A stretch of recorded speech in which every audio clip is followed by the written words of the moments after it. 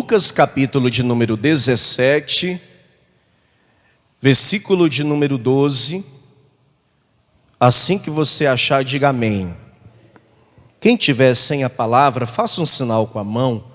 Nós vamos providenciar um exemplar da palavra de Deus para você acompanhar a leitura, tá bom?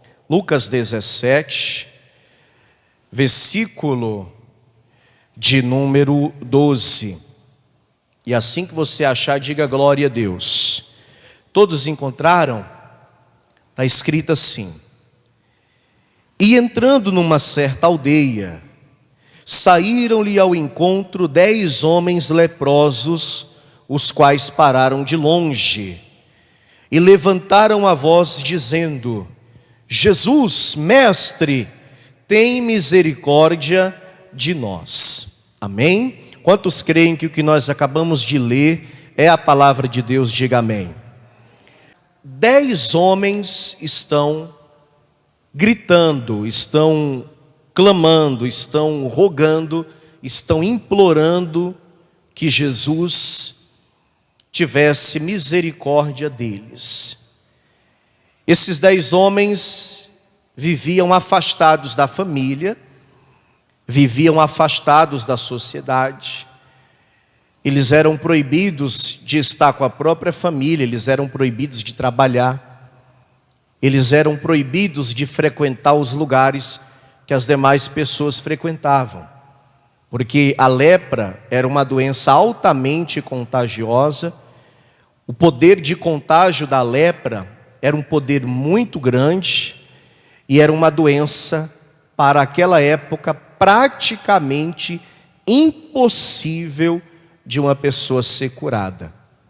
Poucas pessoas eram curadas de lepra. E a gente sabe que algumas poucas eram curadas porque a lei dizia que o único que poderia atestar a cura era o sacerdote.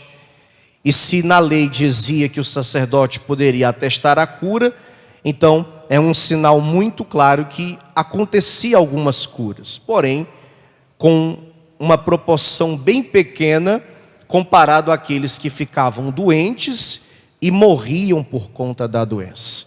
Quando uma pessoa era diagnosticada com lepra, não apenas nos tempos de Jesus, mas principalmente antes, em toda a história bíblica, a pessoa ela já se sentia morta. Aliás, as pessoas viam os leprosos como pessoas que estavam praticamente mortos. Eram os mortos vivos. Mas, nesse dia aqui em especial, Jesus curou esses 10 homens, porque Ele tem poder para fazer o impossível acontecer na vida de todo aquele que nele crê. Quem crê que o Senhor Jesus, que o nosso Deus é o Deus do impossível, diga glória a Deus. Então eu vou ler agora só o versículo de número 13, e todos leem comigo em bom tom e alta voz. Vamos lá? Digam juntos: e levantaram a voz, dizendo: Jesus, mestre, tem misericórdia de nós. Você crê nessa palavra? Toma posse dela. Então vamos dar uma linda e bendita, gloriosa e poderosa salva de palmas para esta palavra. A palavra que salva, que transforma, a palavra que muda vidas, a palavra inerrante, poderosa, a palavra de Deus. Senhor nosso Deus e nosso Pai, fale com cada um de nós agora através da pregação da Tua palavra. Não estamos aqui para ouvir homem, queremos Te ouvir, ouvir a Tua voz. Que o homem diminua e que o Senhor cresça. Unge os lábios do mensageiro, toma a boca do pregador, remove os impedimentos e tudo que atrapalha, e envia a Tua palavra com poder, autoridade, ensinamento e revelação, mas principalmente salvação, Senhor, e que a Tua palavra vá e produza o resultado para o qual ela é mandada, em nome de Jesus. Diga amém, Senhor. Podeis se sentar, podeis tomar assento. Minha gente, ao longo de toda a existência humana, o homem teve que lidar com inúmeras doenças, inúmeras enfermidades.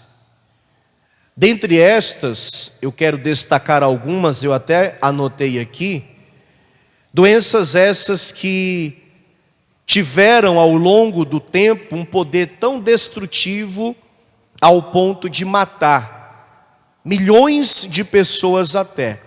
Talvez você vai lembrar de algumas que eu vou citar aqui. A peste negra, por exemplo, foi uma doença que matou milhões de pessoas ao longo da história. A peste bubônica, uma doença também muito terrível. Outra doença também que até os dias de hoje pessoas ainda são acometidas por ela, a tuberculose, é uma doença ainda muito comum. Uma outra, temos também a varíola, a AIDS, que é uma doença também muito presente, principalmente na vida de pessoas mais jovens, o ebola, a malária. Podemos também citar todos os tipos de cânceres, né? Todos os cânceres que têm um poder altamente destrutivo. Tem pessoas que, quando são diagnosticadas com qualquer tipo de câncer, se ela não tem uma estrutura espiritual ou mental, a grande maioria já desiste de viver no dia que recebe o diagnóstico.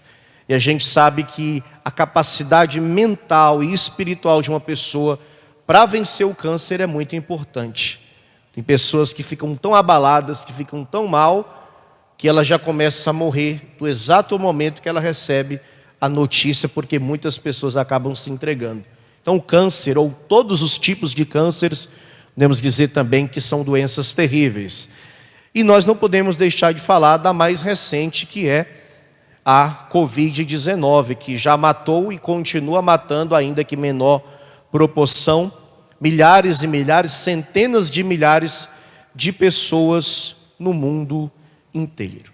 Porém, nos tempos bíblicos, a mais temida, sem dúvidas alguma, era a lepra. A lepra era a doença mais temida. Porque a lepra, quando uma pessoa era contraída por ela, destruía a vida da pessoa, não apenas fisicamente falando. Nós vamos entender um pouco o que a lei falava da lepra, e você vai perceber que quando uma pessoa era diagnosticada com lepra, a vida dela estava praticamente destruída. Vamos comigo primeiramente em Levítico, capítulo de número 13, por favor. Levítico, capítulo de número 13.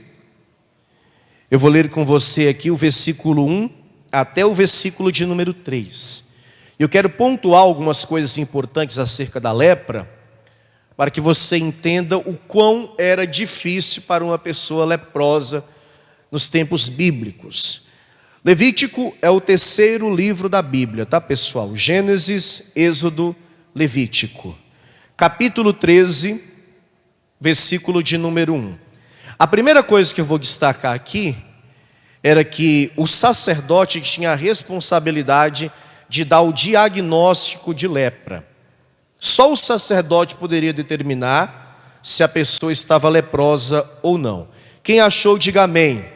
Está escrito assim: falou mais o Senhor a Moisés e a Arão, dizendo: o homem, quando na pele de sua carne houver inchação, ou pústula, ou ímpula branca, que estiver na pele de sua carne como praga de lepra, então será levado a Arão, o sacerdote, ou a um de seus filhos, os sacerdotes, e o sacerdote examinará a praga na pele da carne. Amém? Quem deveria dar o diagnóstico?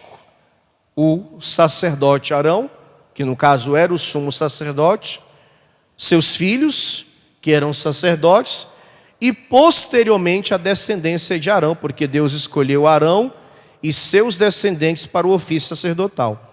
Então, ao longo da história, quando uma pessoa tinha a suspeita de que ela possivelmente estava leprosa, ela tinha que se apresentar diante do sacerdote para que ela recebesse o diagnóstico que estava com a doença.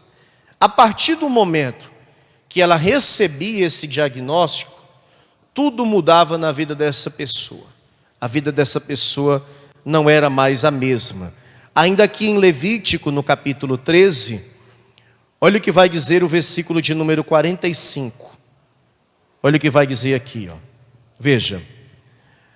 Também as vestes do leproso em que está a praga serão rasgadas. Amém? Primeira coisa, para que a pessoa fosse identificada como leprosa, as roupas dessa pessoa tinham que ser totalmente rasgadas. Imagina só, era uma maneira de identificar. Para quê? Lógico, para que ninguém chegasse perto, para que ninguém se aproximasse. Por aí você já começa a perceber o quão difícil seria a vida dessa pessoa. Recebeu o diagnóstico, a roupa da pessoa era totalmente rasgada e todo mundo sabia. Se uma pessoa está com a roupa completamente rasgada, ela tem lepra e ninguém chega perto dela. Quem está entendendo? Amém? Continuando a leitura. A sua cabeça será descoberta, nada poderia estar sobre a sua cabeça, e cobrirá o beiço superior e clamará: imundo, imundo. Eu vou fazer aqui para você entender. Olha aqui para o pastor um minuto. Se uma pessoa, por algum motivo, passasse a uma certa distância do leproso, já iria identificar que aquela pessoa era leprosa, porque a cabeça está descoberta e naquela região do mundo todas as pessoas andavam com a cabeça coberta, tanto mulheres como homens, era natural. Então já estava com a cabeça descoberta. A roupa já estava totalmente rasgada, já dava para identificar. Mas o leproso tinha a obrigação de colocar a mão na boca, dessa maneira aqui, e gritar bem alto que ele era um homem, como diz aqui no final do versículo de número 45, imundo. Ele próprio tinha que dizer que ele era imundo. Ele colocava a mão aqui na boca e gritava bem alto: imundo, imundo. Ele tinha que se identificar. E por que ele tinha que colocar a mão na boca? Porque a lepra também era transmitida pela saliva. E a mão na boca é para bloquear, de alguma forma, qualquer tipo de transmissão que pudesse ser feita pela saliva. Por que a gente andava com máscara durante a pandemia? Porque nós poderíamos ser contaminados com um vírus por intermédio da boca. O vírus poderia entrar, como também nós poderíamos principalmente transmitir. E lógico também para proteger as narinas, né, pessoal? Então a mão na boca é para bloquear, porque a lepra poderia ser transmitida pela saliva. Amém? E ainda tinha que se autodeclarar imundo, porque uma pessoa leprosa era considerada uma pessoa imunda. Continuando, versículo 46. Todos os dias em que a praga estiver nele, será imundo. Imundo está, habitará só, a sua habitação será fora do arraial. A pessoa, ela era expulsa praticamente do meio do povo.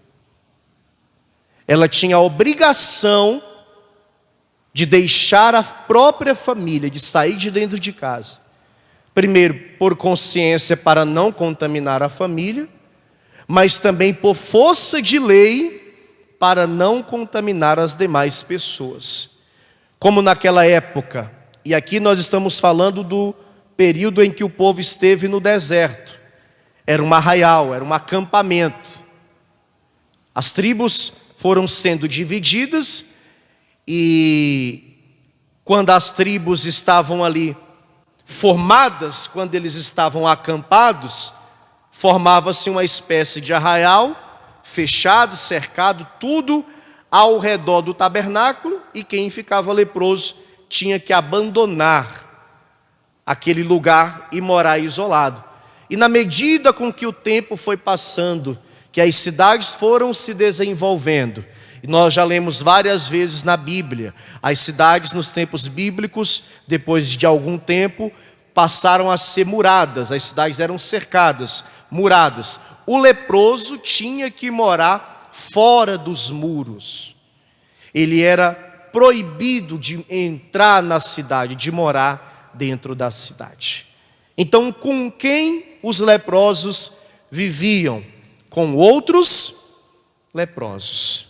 Se uma pessoa leprosa queria ter a companhia de alguém, essa pessoa só poderia se acompanhar com outra pessoa que estivesse leprosa também. Está dando para entender, pessoal, o quão difícil era? Não era só a doença em si, mas tudo isso aqui que nós estamos vendo, fazia com que a vida da pessoa ficasse praticamente impossível de viver. A vida da pessoa ficava destruída. Imagina só, você ter que abandonar a sua família por causa de uma doença. Imagina só você largar o seu companheiro, a sua companheira, o seu cônjuge, por causa de uma doença. Pensa aí você em abandonar os seus pais, ou você, no caso, nos tempos bíblicos que tinha família. Imagina só a pessoa abandonar os filhos, abandonar a família. Era uma destruição total. A vida da pessoa chegava ao fim. Poucos casos de pessoas curadas nós podemos constatar na Bíblia. E as que vemos curadas na Bíblia, essas foram curadas pelo poder de quem, gente? Pelo poder de Deus. E somente o sacerdote poderia atestar. Vamos ler aqui no capítulo 14, versículo 1. Capítulo 14, versículo 1. Depois falou o Senhor a Moisés, dizendo: esta será a lei do leproso no dia da sua purificação. Será levado ao sacerdote.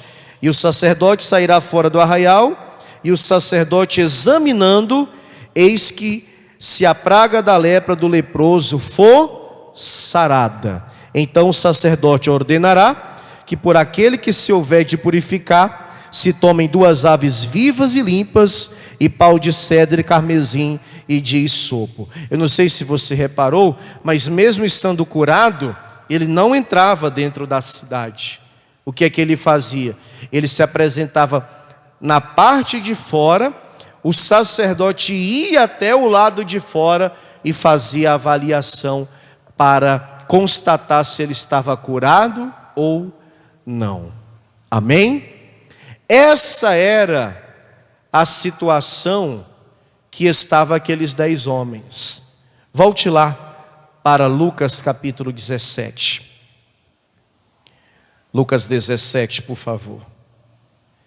Essa era a situação desses 10 homens aqui. E o texto vai dizer assim, Lucas 17, versículo 11. E aconteceu que, indo ele a Jerusalém, passou pelo meio de Samaria e da Galileia, e entrando numa certa aldeia, saíram-lhe ao encontro 10 homens leprosos, os quais pararam de longe, olha o detalhe, pararam de longe e levantaram a voz dizendo: Jesus, mestre, tem misericórdia de nós. Eles já poderiam estar altamente mutilados, a ponta do nariz se deteriorava, a ponta dos dedos, a ponta da orelha, as úlceras tomavam conta da pele e necrosavam a pele ao ponto de fazer, a palavra certa é essa mesmo, grandes buracos na pele da pessoa. a pessoa ficava podre viva. A pessoa, ela exalava um mau cheiro terrível. Muito pus, muito sangue, pele necrosada, feridas expostas, abertas, muita coceira. Era uma situação terrível. Era assim que esses homens estavam. Então, de longe, eles clamam: Senhor, tem misericórdia de nós. E o que que acontece? Versículo 14. E ele, vendo-os, disse-lhes: ide e mostrai a quem, pessoal? Aos sacerdotes. E por que que Jesus mandou eles mostrar ao sacerdote? Porque a lei dizia que somente o sacerdote, nós acabamos de ler, poderia atestar a cura. Então, quando eles pediram, e Jesus disse: vão e mostrem aos sacerdotes, Jesus, naquele exato momento, já tinha determinado a cura daqueles homens. Mas quando Jesus falou isso, eles olharam para o corpo e o corpo estava como? Do mesmo jeito ainda. Aí aqui entra a fé sobrenatural. Aqui entra o fato de você que tem fé crer que o milagre já está feito, ainda que os teus olhos não possam ver. Quem está compreendendo? Qualquer outro que não tinha fé poderia pensar: não, mas eu pensei que ele viria ao nosso encontro, iria colocar a mão sobre nós, iria falar algo acerca da doença para que a doença saísse do nosso corpo. Como que ele apenas nos manda se apresentar diante do sacerdote, sendo que nós só podemos nos apresentar diante do sacerdote se a nossa pele já estiver limpa? Quem não tivesse fé iria pensar desse jeito aqui. E é aí que está o problema. É aí que a gente deixa de ser abençoado. É por pensar assim que a gente perde as bênçãos. Porque a gente quer que algo aconteça. A gente quer colocar a nossa fé em alguma coisa. A gente quer ver alguma coisa. A gente quer que algo seja nos falado. Está dando para entender, pessoal? Eu falo isso não com uma crítica destrutiva ou pejorativa, mas construtiva para o nosso entendimento. Por que que muitas igrejas usam esses artifícios de objetos? Porque as pessoas querem ter alguma coisa para tocar, as pessoas querem alguma coisa para ver. Outro dia eu estava assistindo um programa de TV de uma igreja, e repito, falo isso de uma forma a criticar, mas de maneira construtiva, porque a crítica construtiva ela é válida, sim ou não? E o reverendo lá, o apóstolo, enfim, o bispo, ele mandou os obreiros entregar uma sacola para o povo, uma sacola azul, da cor dessa cadeira.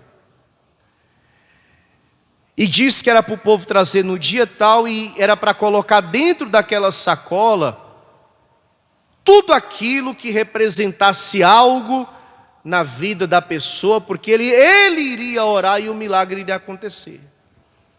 Amém? E aí no dia tal eu fiquei atento para assistir. Estava lá todo mundo, na hora que ele disse: pega a sacola. Todo mundo pegou a sacola e levantou a sacola para cima. Porque o povo quer o quê? O povo quer alguma coisa para se apegar, para acreditar. Aí me fala aí, que poder tem uma sacola? Ah, pastor, mas o senhor me entrega um papel, um pedido de oração. E sempre digo, esse papel não serve para nada. E você já me ouviu dizer aqui várias vezes, sim ou não? O pedido é apenas para você escrever, e é um controle de campanha. Na grande maioria das vezes é apenas para você controlar a campanha e apresentar aquela oração diante de Deus. Mas o papel não tem poder para nada. Que Deus fraco é esse que a gente precisa de uma sacola, precisa de um papel, precisa de uma rosa, precisa de uma caneta, precisa de uma miniatura da arca para a presença dele estar na nossa casa. O nosso Deus não precisa de nada disso. Basta apenas uma palavra dele para o milagre acontecer mediante a nossa fé e na autoridade do nome do Senhor Jesus. Quem crê que o nosso Deus é poderoso, diga glória a Deus. Só precisamos crer e ter fé em Deus para o milagre acontecer. Amém, gente? Diga glória a Deus. Vão e se apresentem ao sacerdote. Eu já curei vocês. É isso que eu quero que você creia. Você tem que viver como se o milagre já tivesse acontecido. Você já tem que estar agradecendo. Obrigado, Senhor, pelo milagre que o Senhor fez. Mas nada aconteceu ainda. Mas você já está agradecendo, porque você está crendo que o milagre vai acontecer. Amém, pessoal? Amém ou não amém? Continuando aqui. E aconteceu que, indo eles, digam comigo, eles creram. Ficaram como? Ficaram limpos. Amém? Eu creio, olha aqui para mim, que eles foram andando. Talvez um ou outro deve ter ficado com dúvida, né? Mas será? Será que é só isso? Será que já estamos curados? E foram, acreditaram. E na medida que foram andando, o corpo dele, a pele deles, acabou pouco aos poucos sendo limpa, sendo purificada. Todas aquelas feridas, aqueles tumores, aquelas úlceras, aquelas manchas foram sumindo da pele. A pele foi sendo restaurada milagrosamente, porque você sabe que naturalmente a pessoa iria precisar de dias para que todas as úlceras sarassem, sim ou não? Mas a pele daqueles homens foi restaurada ali, instantaneamente. Diga glória a Deus. Porque quando o Senhor faz, Ele faz de forma completa.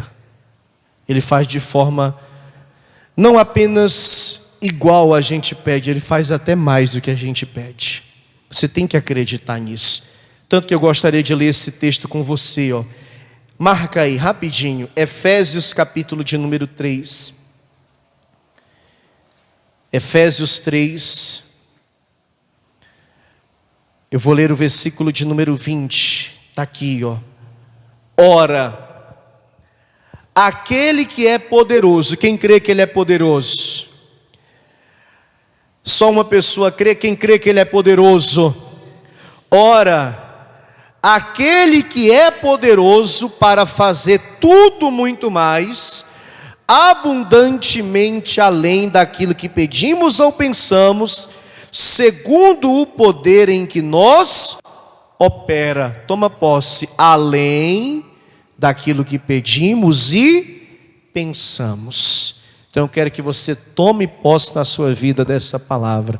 Pode ir, se apresenta diante do sacerdote, ou seja, já vai tomando posse da cura, da libertação, da transformação, da restauração, da provisão, das portas abertas. O milagre que no qual você tem buscado, tem pedido, tem orado, já vá se apresentar diante do sacerdote e já vá crendo que Ele não está fazendo só o que você pediu, mas Ele está fazendo muito mais além do que você tem pedido e tem pensado, para a glória e louvor do nome dEle. Oh glória, diga: Jesus já fez o milagre. Amém? E por que Jesus mandou se apresentar diante do sacerdote? Porque o sacerdote é que tinha de testificar, atestar a cura. E eles foram. Acredito que quem conhecia eles ficaram surpresos, Se apresentaram ali os 10, chamaram o sacerdote ali na porta da cidade. Um dos sacerdotes veio e avaliou criteriosamente a pele deles, né? Está curado. Amém, gente? Apresenta a oferta que Moisés determinou e pode voltar para sua família. Ô glória! Eu acredito que esse saiu correndo na hora, para preparar tudo ali e voltar para casa. E aí o sacerdote avaliou um segundo, avaliou o cabelo, se não tinha ferida nenhuma na cabeça. Mostra aí as mãos, cadê os pés? Levanta aí a túnica. E foi avaliando, está curado, pode voltar para sua família, diga glória a Deus. Está curado, pode voltar para sua família, diga glória a Deus. Fez isso com os 10, amém? Só que aí um não foi direto para casa. Um resolveu fazer isso aqui, ó. Versículo de número 15. E um deles, vendo que estava são, voltou glorificando a Deus em alta voz. Diga glória a Deus. Não foi para casa, não foi ver a família, não foi ver os amigos. Ele apenas voltou. E ele voltou o caminho todo dando glória a Deus. Diga glória a Deus, igreja. E era glória por cima de glória, amém? Glória por cima de glória, glória por cima de glória. E aí ele se apresenta diante de Jesus. Jesus já sabia que ele iria voltar, né? E ele fala assim, ó, versículo 16. E caiu aos seus pés com o rosto em terra, dando-lhe o quê? Dando-lhe graças. E este era samaritano. E você sabe, não vou entrar no mérito, mas samaritano e judeu não se davam bem. Depois eu explico por quê. Isso é necessário um tempo para explicar, remete a anos e anos e anos atrás, e a gente vai precisar de tempo para falar. Mas, resumidamente, samaritano e os judeus, ó, não se davam bem.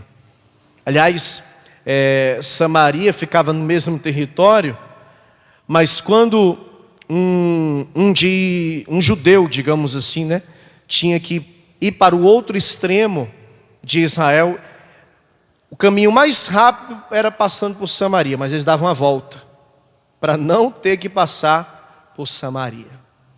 Mas o único que voltou foi samaritano. E ele voltou para quê, pessoal? Ele voltou para agradecer. De 10, 9 não voltou para agradecer. Apenas um. E a gente lê, depois você lê isso em Tessalonicenses, né? Onde diz, em tudo, dai o quê? Em tudo dai graças. Uma das coisas que impede também o agir de Deus, eu particularmente penso assim, e eu creio que você há de concordar, é também essa ingratidão que as pessoas têm para com Deus, né? Falta esse sentimento de gratidão para com Deus e também para com as pessoas que Deus usa para abençoar. Porque Deus usa as pessoas para abençoar. Às vezes você fica pensando assim, poxa, mas como é que Deus vai fazer? Como é que vai acontecer? E aí Deus está trabalhando, Deus está agindo e Deus vai usar pessoas para nos abençoar. Deus vai levantar pessoas para nos abençoar. Ao longo da minha vida, eu já conheci pessoas que eu posso dizer, Deus usou essas pessoas para me abençoar. Amém? Eu trabalhei com um chefe de cozinha chamado Jorge, um homem do coração maior do que o tamanho dele, porque ele é bem grande, sabe? E esse amigo me ajudou muito, pessoal. No começo eu não sabia, eu não tinha esse entendimento, né? Eu trabalhava muito, é fato, eu me dedicava muito, eu estudava, eu corria atrás dos meus objetivos, eu fazia o meu trabalho e às vezes fazia o trabalho dele. E às vezes eu até era mal interpretado por isso, mas Deus usou muito a vida dele para me ajudar. Amém? Fica atento, porque é ali naquele meio que você vive. Ou então, fica atento, porque Deus vai mandar pessoas novas também, que vão entrar na tua vida para te ajudar, porque é assim que Deus faz. Sozinho ninguém chega a lugar nenhum, aprenda isso. Amém? Sozinho ninguém faz nada. Sempre alguém entrará no nosso caminho, enviado pelo próprio Deus, e quando é de Deus, Deus mostra, não tem confusão, Deus traz paz, Deus traz tranquilidade para o nosso coração, para nos ajudar. E nós temos que saber ser gratos a Deus e também às pessoas que nos ajudam. A ingratidão é uma coisa terrível. Ninguém gosta de ingratidão. Ninguém gosta de receber ingratidão. Então, da mesma forma que não gosta de receber a ingratidão, nós também devemos ser gratos a Deus e àqueles que Deus usa para nos ajudar. Amém, gente? Aí, olha a continuação aqui, ó. Versículo de número 17. Palavras de Jesus. E respondendo Jesus disse: não foram 10 os limpos? Onde estão os 9? Não houve quem voltasse para dar glória a Deus, senão este estrangeiro? Cadê os outros, né? Cadê os outros 9 então? Só veio o samaritano, só veio o estrangeiro, só esse veio agradecer? Só que o versículo de número 19 é o mais forte de todos esses que a gente leu até aqui. Porque Jesus fala assim, ó: e disse-lhe: levanta-te e vai, a tua fé o quê? A tua fé te salvou. Amém? Todos foram abençoados. Todos viveram um milagre sobrenatural. Pode ter certeza, o milagre não foi desfeito, porque uma vez feito, está feito. Amém? Todos foram abençoados, os 10. Todos foram curados da lepra. Não é que, pelo fato deles não terem voltado, que a cura foi desfeita, eles voltaram a ficar leprosos de novo. Não, eles foram curados mesmo. Tomaram posse da bênção. Mas uma coisa é ser abençoado, e outra coisa totalmente diferente é ser salvo. Aí é que está o X da questão aqui neste milagre, né? Que retrata o que vai acontecer com a igreja no final de tudo. Muitas pessoas que contaram testemunhos não vão ser salvas. Amém? Muitas pessoas que viveram milagres sobrenaturais, extraordinários, como esses 10 aqui viveram, não serão salvas. Eu oro para que a proporção não seja essa. A cada 10 que viveram milagres, apenas um ser salvo é muito pouco, sim ou não? Eu oro a Deus que a proporção não seja essa. Mas este exemplo aqui nos dá uma dimensão do que vai acontecer. Nem todos os que viveram cura, provisão, libertação, restauração, transformação, milagres até extraordinários serão salvos. E Jesus, ele fala isso aqui, ó, Mateus capítulo 7.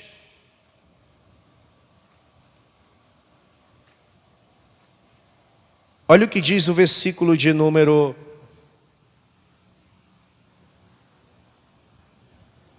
21.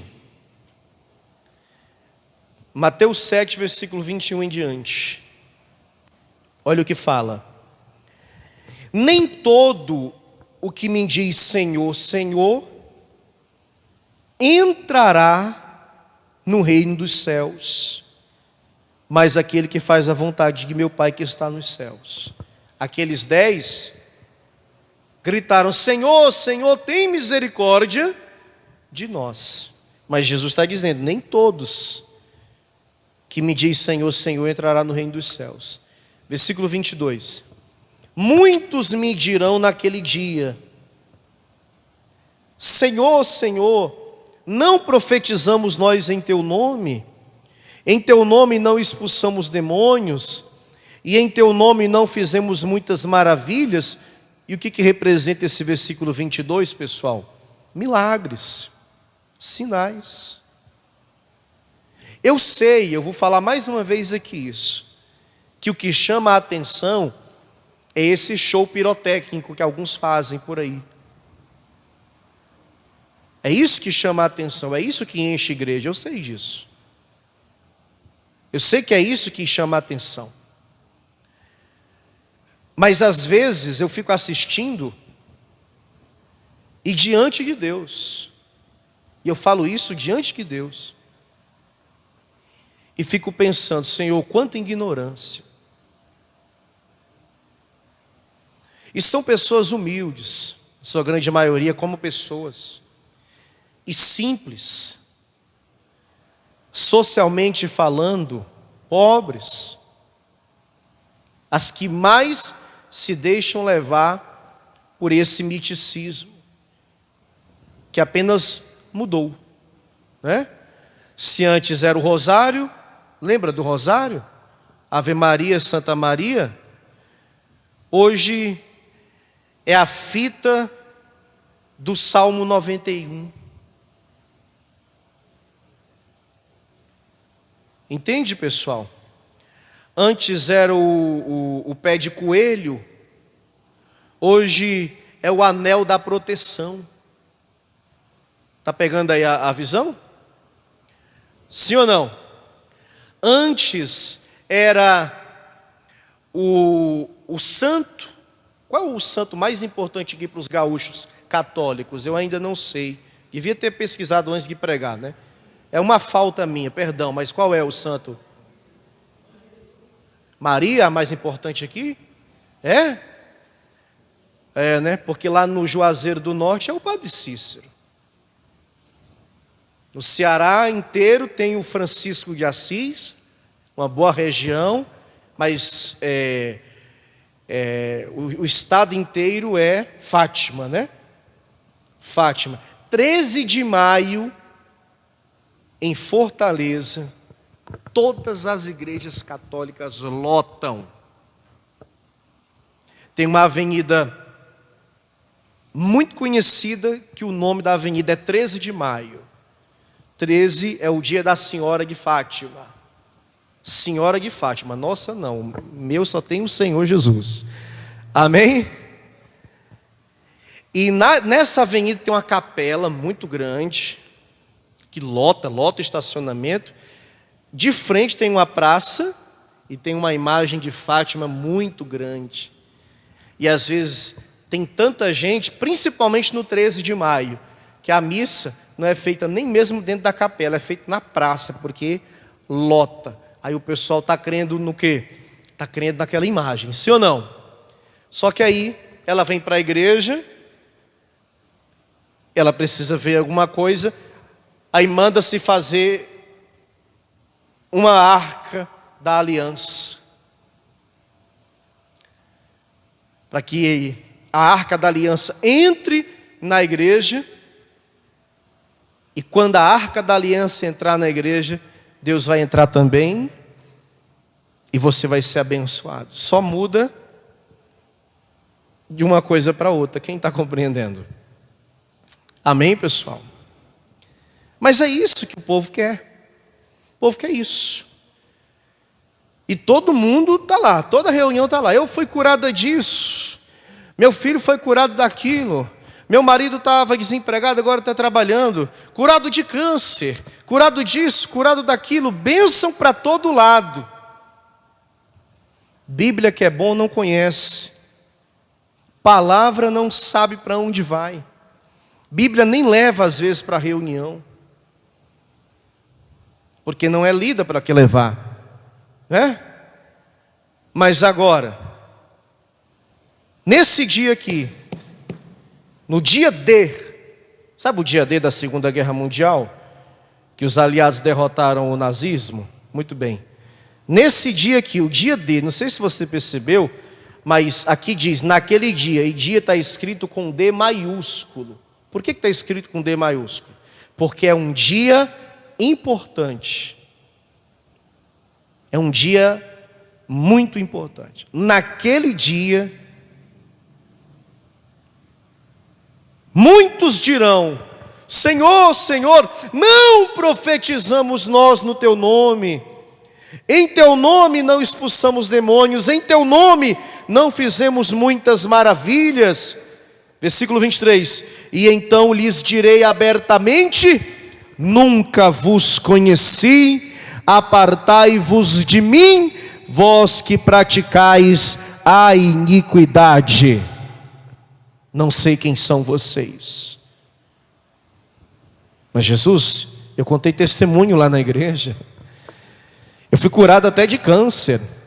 Eu fumava sei quanto tempo. Eu fazia isso, eu fazia aquilo. Eu fui curado, eu fui liberto, eu fui transformado. Mas não conheço vocês. Amém, igreja? E é o que vai acontecer. 10 foram curados. Que bênção. Milagre é uma coisa maravilhosa, sim ou não? Milagre é uma coisa fantástica. Milagre é o que a gente pede. Aliás, tem pessoas, que todos os dias pedem um milagre a Deus. E tem que pedir mesmo. Ele disse: pedi e dá-se-vos-á. Mas olha, e a salvação, hein? Imagina só chegar na porta do céu, né? Isso aqui é uma ilustração, é fato que eu vou falar. Imagina só chegar na porta do céu e ouvir Jesus dizer: não sei quem você é. Mas como? Se o próprio Jesus me curou?